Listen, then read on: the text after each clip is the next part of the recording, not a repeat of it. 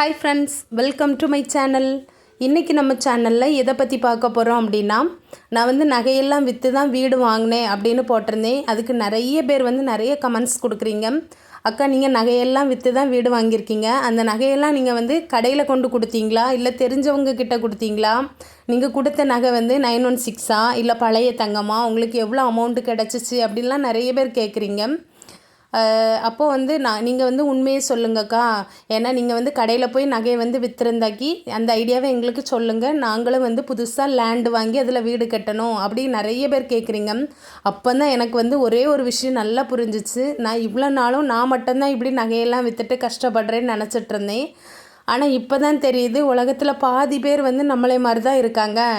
நம்ம தான் ஒரு கிணத்து தவளை மாதிரி நம்மளே தாழ்வாக நினச்சிட்டு இருந்திருக்கோம். ஆனால் நிறைய பேர் வந்து சொந்தமாக வீடு கட்டணும் அப்படிலாம் நல்லா ஆசைப்படுறீங்க. எல்லாருக்குமே என்னோடய வாழ்த்துக்கள். வாங்க, இன்றைக்கி வந்து இந்த வீடியோவில் என்ன பெஸ்ட்டான ஐடியா உங்களுக்கு வந்து நான் ஷேர் பண்ண போகிறேன் அப்படிங்கிறத பார்க்கலாம். வாங்க வீடியோக்குள்ளே போகலாம். இன்றைக்கி பார்த்தீங்க அப்படின்னா, நகை இப்போ நான் வந்து 15 பவுன் இல்லைன்னா ஒரு 17 பவுன் விற்றுருந்தேன் அப்படின்னு சொல்லியிருந்தேன். அதை வந்து யார்கிட்ட கொடுத்தேன் அப்படின்னா, நான் வந்து யார்கிட்ட கொடுத்தேன் அப்படின்னா, என்னோடய அக்கா கிட்ட, அதுக்கப்புறம் என்னோடய ரிலேட்டிவ் ஒருத்தவங்க கிட்ட. எதுக்காக நான் வந்து ஃபஸ்ட்டே ஜுவல்லரி ஷாப்புக்கு போகலை அப்படின்னா, தெரியும் நமக்கு எப்படினாலும் கடைக்காரவங்க எல்லாருமே நமக்கு தெரிஞ்சவங்களும் கிடையாது. நகை கடைக்காரவங்க இன்னொன்று நம்புகிற மாதிரி இருக்காங்களான்னு தெரியாது. நம்ம சாதாரணமாக ஒரு நகை எடுக்க போனாலே நம்மகிட்ட எவ்வளோ ரூபாய் அவங்க தெத்தி தான் பிழைக்கிறாங்க. ஸோ முதல்ல எடுத்தோம் கவுத்தன்னு நகை கடைக்காரங்கிட்ட போகக்கூடாது. நம்ம வந்து புதுசாக வீடு வாங்க போகிறோம், அப்போ நமக்கே நிறைய பணம் தேவைப்படும். நம்ம பணத்தையும் நகை கடைக்காரன் வந்து ஏமாற்றி வாங்கிடக்கூடாது. அப்படிங்கிறதுனால நாங்கள் வந்து ஃபுல்லாக முடிவு எடுத்திருந்தோம், நகை கடையை வந்து நம்ம கடைசி ஆப்ஷனாக தான் வச்சுக்கணும், அதுக்கு முன்னே தெரிஞ்சவங்க கிட்ட கேட்டு பார்ப்போம் அப்படின்னு. இப்போ நீங்கள் இனிதான் நிலம் வாங்கி வீடு கட்டணும் அப்படிங்கிறவங்களுக்காக தான் இன்றைக்கி இந்த வீடியோவில் நான் என்ன சொல்ல போகிறேன்னா, உங்களுக்கு இப்போது நிலம் இருக்குது, அந்த நிலத்தில் வந்து வீடு மட்டும் கட்டணும், ஆனால் உங்கள் கையில் ஒரு 15 பவுன் 20 பவுன் இருக்குது அப்படின்னா, நீங்கள் வீடு மட்டும் உங்களுக்கு கட்டுறதா இருந்துச்சுன்னா நீங்கள் தயவு செஞ்சு வந்து நகையை விற்காதீங்க. ஏன்னா இப்போ வந்து மண்ணுக்கு எவ்வளோ அமௌண்ட் ஏறுதோ அதே மாதிரி தான் பொண்ணுக்கும் ஏறுது. அதாவது நிலத்தில் எவ்வளோ அமௌண்ட் ஏறிக்கிட்டே இருக்குதோ அதே விலை தான் தங்கத்துக்கும் ஏறிக்கிட்டே இருக்குது. வீடு மட்டும் கட்டணும் அப்படின்னா ஃபஸ்ட்டு நீங்கள் பார்க்கணும் அப்படின்னா மொதல் விஷயம் வந்து உங்கள் ஹஸ்பண்டோட மாத சம்பளம் எவ்வளோன்னு. ஒரு 30,000 40,000 இருந்ததுன்னா நீங்கள் தாராளமாக போய் உங்கள் நகையை வந்து ஒரு நல்ல பேங்கில், குறைஞ்ச வட்டி கிடைக்கக்கூடிய பேங்கில் போய் ஈடு வச்சுக்கோங்க. ஏன்னா உங்கள் வீட்டில் வருமானம் இருக்குது. ப்ளஸ் நீங்கள் ஒரு நல்ல படித்த பிள்ளையாக இருந்தீங்க அப்படின்னா கண்டிப்பாக நீங்களே ஏதாவது ஒரு சின்ன வேலை பாருங்கள். 2 பேரோட சம்பளமும் சேர்த்து உங்களுக்கு ஈஸியாக வந்து கடனை வந்து சீக்கிரமாக அடைச்சி பேங்கில் வச்ச நகையை திருப்புறதுக்கு ஒரு நல்ல வழியாக இருக்கும். 2வது ஐடியா பார்த்திங்கன்னா, அதான் நான் சொன்ன மாதிரி நிலம் மட்டும் இருக்குது அப்படின்னா நீங்கள் வீடு மட்டும் கட்டுறதா இருந்தால் நகையை விற்காதீங்க. அதே இது உங்களுக்கு நிலமும் இல்லை வீடும் இல்லை, ரெண்டுமே இனி தான் வாங்கணும். இப்போ என்ன மாதிரி பழைய வீட்டோடு சேர்த்து நீங்கள் வாங்குறதா இருந்தீங்க அப்படின்னா, இப்போ நான் வந்து அப்படி தான் நிலமும் வீடும் சேர்ந்து இருந்தேனால தான் வாங்கினேன். அந்த மாதிரி நிலமும் அதிகமாக இருக்குது, வீடும் பரவாயில்லாமல் பெரிய வீடாக இருந்துச்சு அப்படின்னா நீங்கள் வந்து ஒரு 15 பவுன் 20 பவுன் இருக்குது அப்படின்னா நீங்கள் வந்து விற்றுருங்க. அது எப்படி விற்கணும் அப்படின்னா, எடுத்த உடனே நகை கடைக்கு போகாதீங்க. இது வந்து நான் பண்ண ஒரு பெஸ்ட்டு மெத்தடு தான். ஏன்னா நகை கடைக்காரவங்க வந்து நம்புகிற மாதிரி இருக்க மாட்டாங்க மேக்ஸிமம். நீங்கள் யார்கிட்ட பார்க்கணும் அப்படின்னா, உங்களுக்கு தெரிஞ்சு இந்த பழைய விலைக்கெல்லாம் தங்கம் எடுப்பாங்க, புரோக்கர் மாதிரி. அதை இப்போ எங்கள் ரிலேட்டிவில் வந்து ஒருத்தவங்க அப்படி இருந்தாங்க, அவங்கக்கிட்ட பேசி தான் நான் வந்து கொஞ்சம் நகையை வந்து விற்றுருந்தேன்.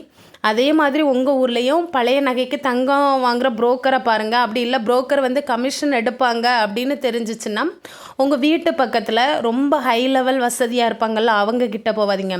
மீடியம் ஸ்டாண்டர்ட் வசதியிலேயே ஒரு சில பேர் இருப்பாங்க.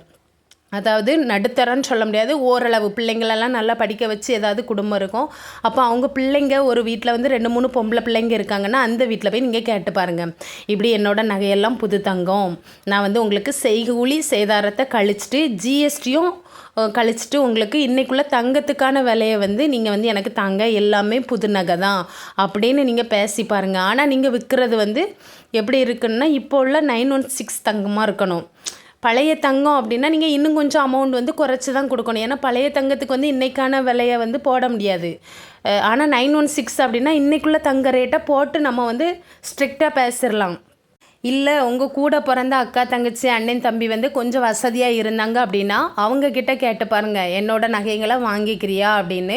அவங்க உங்களுக்கு நல்ல விலையை வச்சு தந்தாங்க அப்படின்னா வந்து அது உங்களுக்கு நல்ல வழி. நான் வந்து அதை தான் சொல்லுவேன். எப்படி இருந்தாலும் எவ்வளோ தான் சண்டை போட்டு இருந்தாலும் நம்ம அண்ணன் தம்பிங்க கிட்ட கொடுத்தா நம்ம ஒரிஜினல் ரேட்டு வாங்கிக்கலாம். கடைக்காரன் ஏமாத்துறதை விட நம்ம சொந்தக்காரவங்க கண்டிப்பாக நம்மளோட உணர்வுகளை மதிப்பாங்க. ரெண்டாவது தான் நீங்கள் வந்து அடுத்த ஒரு பக்கத்தில் உள்ள தெரிஞ்சவங்களுக்கு விற்கணும். மூணாவது வந்து யார்கிட்ட போகணும் அப்படின்னா, இப்போ உங்களுக்கு சொந்தக்காரவங்க கிட்ட கொடுக்க மனசு இல்லை. ஒரு சில பேருக்கு மனசு இருக்காது. எதுக்குன்னா நம்மளோட ஜுவல்ஸை வாங்கிட்டு அவங்க ஒரு ஃபங்க்ஷனில் போட்டுட்டு இருக்கும்போது நமக்கு அதை பார்த்தா கஷ்டமாக இருக்கும். அப்படிப்பட்டவங்க வந்து ஃபீல் பண்ணாதீங்க. மூணாவது நீங்கள் யார்கிட்ட போகலான்னா, எல்லார் ஊர்லேயுமே சின்ன சின்ன ஆசாரி கடை இருக்கும். அப்போது அதில் வந்து ஒரு நல்ல பழக்கப்பட்ட ஒரு நேர்மையான ஆசாரி அப்படின்னு தெரிஞ்சிச்சுன்னா அவங்கக்கிட்ட போய் நீங்கள் வந்து பொறுமையாக பேசிவிட்டு, நான் இந்த மாதிரி நகையெல்லாம் கொண்டு வரேன், அதில் இருக்க கல்லெல்லாம் எடுத்து நீங்கள் எனக்கு தனியாக தந்துடணும், நகையை உருக்கி நீங்கள் வந்து உருக்கிறத எனக்கு காட்டுவீங்களா, அதுக்கப்புறம் அந்த உருக்குன தங்கம் வந்து எவ்வளோக்கு இருக்கும், இன்றைக்குள்ள ரேட்டுக்கு எவ்வளோ இதுக்கு இருக்கும் அப்படின்னு கரெக்டாக பேசணும். அது ஆசாரிக்கும் உங்களுக்கே இருக்கக்கூடிய ஒரு பாண்டிங் பொறுத்து. புரியுதா? அதுக்கப்புறம் 4வது பார்த்தீங்கன்னா, அதான் நான் சொன்ன மாதிரி பழைய நகை விற்கிற புரோக்கர்கிட்ட தேடி போங்க. 5வது தான் நீங்கள் யார்கிட்ட போகணும் அப்படின்னா, நகை கடைக்கே போகணும். நகை கடைக்கு போகிறது என்னை பொறுத்த வரைக்கும் கொஞ்சம் வேஸ்ட்டு தான். எதுக்காக அப்படின்னா, அவங்க வந்து அந்த ஜிஎஸ்டி இந்த ஜிஎஸ்டி செய்கூலி சேதாரம் எல்லாம் கழிச்சிட்டு 916ஐயே நமக்கு வந்து பழைய தங்க ரேட்டுக்கு கொடுத்த மாதிரி தான் கொடுப்பாங்க. கேட்டாக்கி ஏதோ பெரிய செய்கூலி சேதாரம் ரொம்ப நமக்கு எதுவுமே தெரியாதுன்னு நினச்சிட்டு ஏமாத்துகிற மாதிரியே பேசுவாங்க. கடைசியாக வழியே இல்லைன்னா மட்டும் நீங்கள் வந்து நகையை விற்கிறதுக்கு வந்து ஆசாரிக்கிட்ட போங்க. மேக்ஸிமம் பார்த்திங்கன்னா உங்கள் வீட்டில் வந்து வருமானம் அதிகமாக இருந்துன்னா தயவு செஞ்சு மறுபடியும் சொல்கிறேன், நகையை விற்காதீங்க. ஏன்னா வந்து உங்களோட பிள்ளைங்க வந்து ஓரளவு ஒரு 5ஆம் கிளாஸ் 6ஆம் கிளாஸ் படிக்கிற பிள்ளைங்களாக இருந்தால் அவங்களுக்காக அந்த நகை வந்து நீங்கள் சேர்த்து வைக்கணும். மறுபடி புதுசாக வாங்கணுன்னா கஷ்டம். அதனால் நீங்கள் ஈடு வச்சு கூட வீட்டை கட்டிக்கோங்க. ஒரு சில வீட்டில் பிள்ளைங்க வந்து காலேஜ் படிப்பாங்க, அது வரைக்குமே சொந்த வீடு இருக்காது. அப்போ அவங்க வந்து அவங்க லைஃப்பை எப்படி பார்க்க போகிறாங்கன்னு தெரியாது. காலேஜ் படிக்கிற பிள்ளைங்க இருக்கிறது வரைக்கும் ஒரு சில பேர் வந்து வாடகை வீட்டில் தான் இருப்பாங்க. அப்போ வந்து அவங்க வந்து பிள்ளைங்களுக்கு கல்யாணத்துக்கு தான் நகை சேர்க்கறதுக்கு இருப்பாங்க. ஆனால் பிள்ளைங்க வந்து சின்ன ஸ்டாண்டர்ட் கிளாஸ் தான் படிக்கிறாங்க அப்படின்னா நீங்கள் உங்கள் கனவை வந்து நிறைவேற்றிக்கலாம். சொந்தமாக வீடு கட்டிக்கோங்க. நகை வந்து அடகுல இருந்தாலும் உங்கள் பிள்ளைங்க வளர்ந்து வரக்கூடிய ஸ்டேஜ்லையாவது நீங்கள் மொத்த நகையும் திருப்பி எடுத்துடலாம். ஓகேவா? முதல்ல உங்கள் மேலே உங்களுக்கு நம்பிக்கை இருக்கணும். இப்போ நான் இவ்வளோ நேரம் பண்ண அட்வைஸ் எல்லாமே இதில் வந்து நானும் ஃபுல்லாக சம்மந்தப்பட்டிருக்கேன். இப்போ நானும் அப்படி தான் எடுத்தேன் கவுத்தன்னு அதான் நான் நகை கடையிலே போகலாம். ஆனால் நகை கடையில் போய் அன்னைக்குள்ளே ரேட்டை கேட்டுட்டேன். என்னோடய ஹஸ்பண்ட் கிட்ட நகையெல்லாம் கொடுத்து எங்கள் அம்மா கிட்ட கொடுக்க சொல்லி எங்கள் அம்மா வந்து தெரிஞ்ச ரிலேட்டிவ் கிட்டெல்லாம் கேட்டிருந்தாங்க. ஜிஎஸ்டி வந்து ஒரு 18%, அதாவது 18% ஜிஎஸ்டியை வந்து நம்ம நகையிலேருந்து கழிப்பாங்க. தெரிஞ்சவங்களுக்கு கொடுக்கும்போது நாம் வந்து ஜிஎஸ்டி போட்டு கொடுக்கக்கூடாது. அதே மாதிரி செய்கூலி சேதாரமும் போடக்கூடாது. அன்னைக்குள்ளே தங்க ரேட்டை மட்டும் பேசி, அது எப்படி பேசணும் அப்படின்னா, எல்லாருமே எடுத்த உடனே நம்மக்கிட்டேருந்து நகையை வாங்குறதுக்கு ஆசைப்பட மாட்டாங்க. அப்போ நம்ம பேசக்கூடிய விதங்கள் பொறுத்து. இப்போ நீங்கள் என்கிட்டேருந்து நகையை வாங்குங்க, உங்களுக்கு 2 பிள்ளைங்க இருக்காங்க, அவங்களுக்கு கட்டி கொடுக்குறதுக்கு ஈஸியாக இருக்கும் அப்படின்னு சொல்லி நம்ம அவங்களோட மைண்டை கொஞ்சம் வாஷ் பண்ண பார்க்கணும். அப்போ டக்குன்னு வாங்குவாங்க. என்ன ஒன்று, நம்ம வந்து ஏமாற்றி கொடுக்கக்கூடாது. ஏன்னா வாங்குறவங்களும் நம்மக்கிட்ட சும்மா வாங்கல, அவங்களும் கஷ்டப்பட்டு உழைச்ச காசை தான் நம்மக்கிட்ட கொடுத்துட்டு வாங்குறாங்க. அவங்களுக்கும் நம்ம நேர்மையாக இருக்கணும். நம்மளோட பொருளை அவங்க வாங்கினாலும் அவங்களும் நல்லா இருக்கணும், அவங்க பிள்ளைங்களும் நல்லா இருக்கணும். அவங்கக்கிட்டேருந்து காசு வாங்கி அதில் வீடு கட்டுற நாமளும் நல்லா இருக்கணும். அதனால் எப்போவுமே வந்து கடைக்காரவங்க நம்மளை ஏமாத்துகிற மாதிரி நாம் யாரையுமே ஏமாற்றக்கூடாது. ஓகேவா? அதே போல் கொஞ்சம் புத்திசாலித்தனமாக செயல்படுங்க. நான் வந்து அதான் சொல்லுவேன், வீட்டு வருமானம் இல்லை, சில வீட்டில் வந்து புருஷன் வந்து குடிப்பாங்க, அந்த வீட்டில் வருமானமே மொத்தத்தில் 10,000 15,000 தான் இருக்கும். ஆனால் அவங்களுக்கு வந்து சொந்தமாக வீடு கட்ட ஆசை அப்படின்னாக்கி 10 பவுன் இருந்தாலும் நீங்கள் வந்து விற்றுட்டு சொந்தமாக வீட்டில் கூட இருங்க. வாடகை வீட்டில் இருந்து கஷ்டப்படாதீங்க. ஏன்னா வாடகை வீட்டில் என்ன திண்டாட்டங்கள்லாம் இருக்கும் அப்படிங்கிறது எனக்கு ஃபுல்லாக தெரியும். வாடகை வீடு வந்து எப்படி சொல்கிறது, எவ்வளோ தான் இருந்தாலும் ஒரே ஒரு ரூம் ஒரு பாத்ரூம் இருந்தால் கூட அது வந்து நம்ம சொந்த இடமா இருந்தால் அது வந்து நமக்கு சொர்க்கம்தான். என்ன ஒன்று, என்னோடய வீடியோவை பார்க்கக்கூடிய நீங்கள் ஒரு மாமியார் ஸ்டேஜில் இருந்தீங்க அப்படின்னா, உங்களோட மகனோ மருமகளோ அவங்க சொந்தமாக வீடு இல்லாமல் நகையை விற்று ஒரு வீடு கட்டுறாங்க அப்படின்னா, அந்த மருமகிட்ட உனக்கு அடுத்து நகை இல்லையா, ஏதாவது ஒரு ஃபங்க்ஷனுக்கு போகும்போதோ தாழ்வாலாம் பார்க்காதீங்க. ஏன்னா நான் வந்து நிறைய அனுபவப்பட்டிருக்கேன். நிறைய கல்யாண வீட்டுக்கு போவேன். நம்மக்கிட்ட நகை இல்லை அப்படின்னாலே நம்ம முகத்தை பார்த்து ஒரு புன்னகை கூட காட்ட மாட்டாங்க.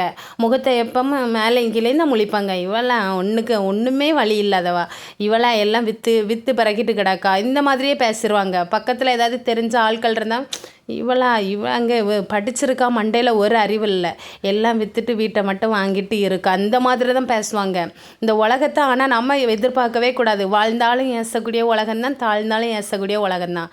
நமக்கு மட்டும்தான் தெரியணும் நம்ம வந்து கரெக்டான பாதையில் போயிட்டுருக்கோமா அப்படின்னாலே கடவுள்கிட்ட மட்டும் நல்லா ப்ரேயர் பண்ணிக்கோங்க.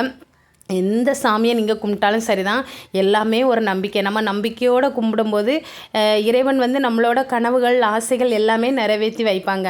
அதே மாதிரி ஒருத்தவங்க கஷ்டத்தில் இருக்கும்போது அவங்கள வந்து தாழ்வான மொழியை சொல்லி ஏசக்கூடாது. ஏன்னா நம்ம யாரை வந்து திட்டுறோமோ அவங்க வந்து ஒரு காலத்தில் நல்லா வந்துடுவாங்க. திட்டின நாம் வந்து கீழே அடி வாங்கிடுவோம். சரியா? உலகம் வந்து உருண்டை தான். இந்த தடவை உங்களை பார்த்து சுற்றக்கூடிய உலகம் அடுத்த தடவை என்னை பார்த்தும் சுற்றுறதுக்கு ஒரு காலம் வரும். உங்களுக்கு இன்றைக்கி இரவாக இருக்கலாம், எனக்கு நாளைக்கு பகலாக இருக்கலாம். இவ்வளோந்தாங்க வாழ்க்கை. அதனால் எல்லாரோடைய விருப்பமும் நிறைவேறணும் அப்படிங்கிறது தான் நான் தினமும் கடவுள்கிட்ட கேட்பேன். இந்த வீடியோ இன்றைக்கி நான் போட்டு நிறைய பேர் வந்து என்கிட்ட வந்து ரிக்வெஸ்டடாக கேட்ட கொஸ்டின் தான், நகை எப்படி அடகு வைக்கிறதுக்கா சொல்லுங்கள், நிலம் வாங்கணும், வீடு கட்டணுன்னு. ஆனால் என்னோடய வீடியோ பார்த்துட்டு நிறைய பேர் வந்து ஐடியா கேட்டு நாங்களும் நிலம் வாங்கணும், வீடு கட்டணுன்னே சொன்னீங்க. ரொம்ப ரொம்ப சந்தோஷப்பட்டுட்டு தான் இன்றைக்கி இந்த வீடியோ வந்து உங்களுக்காக நான் பேசுகிறேன். கண்டிப்பாக எல்லாருமே நிலம் வாங்குங்க, உங்கள் பிள்ளைகளுக்காக சேர்த்து வைங்க. கண்டிப்பாக நம்ம மாமனார் மாமியார் பண்ண தப்பெல்லாம் நாம் யாரும் நம்ம பிள்ளைங்களுக்கு பண்ணக்கூடாது. நம்ம பிள்ளைகளுக்காக அதுக்காக அதிகமாகவும் சேர்த்து வைக்க வேண்டாம். நம்ம பிள்ளைங்களை அதுக்காக ஒன்றுமே இல்லாதவங்களாட்டு அவங்கள நடுத்தருவிலையும் விடக்கூடாது. நம்ம பிள்ளைங்களுக்காக நம்ம இப்போ 100 ரூபாய் சம்பாதிக்கிறோம் அப்படின்னா ஒரு 40 ரூபாயாவது நம்ம பிள்ளைங்களுக்கு நம்ம வந்து ஒதுக்கி வைக்கணும். ஓகேவா? இந்த வீடியோவில் நான் இதெல்லாம் உங்கள்கிட்ட ஷேர் பண்ணேன்னு நினச்சேன். நல்ல விலைக்கு வந்து நகையை கொண்டு அடகு வைக்க முடிஞ்சால் வைங்க, இல்லை நல்ல விலை கிடச்சா விற்றுக்கோங்க. எல்லாமே நம்ம கையில் தான் இருக்குது. பெஸ்ட்டாக சிம்பிளாக சொல்கிறேன் அப்படின்னா உங்கள் வாழ்க்கை உங்கள் கையில். சரியா? வீடியோ பார்த்ததுக்கு நன்றி. இன்னும் உங்களுக்கு நிறைய டவுட்ஸ்லாம் இருந்து என்னென்ன சேவிங்ஸ் ஐடியாலாம் உங்களுக்கு சொல்லணும் அப்படின்னா அதையும் கமெண்ட் பண்ணுங்கள். இவ்வளோ நேரம் வீடியோ பார்த்ததுக்காக போகும்போது அந்த லைக்கை தட்டி விட்டுட்டு போங்க. பாய்.